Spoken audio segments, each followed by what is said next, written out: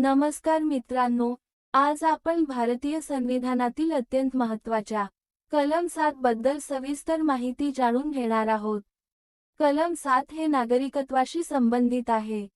1947 च्या फाळणीनंतर भारतातून पाकिस्तानमध्ये गेलेल्या व्यक्तींच्या नागरिकत्वाबाबत हे कलम स्पष्ट भूमिका मांडते. या कलमानुसार, जो व्यक्ती 1 मार्च 1947 नंतर पाकिस्तानमध्ये स्थलांतरित झाला, तो व्यक्ती भारतीय नागरिक मानला जाणार नाही.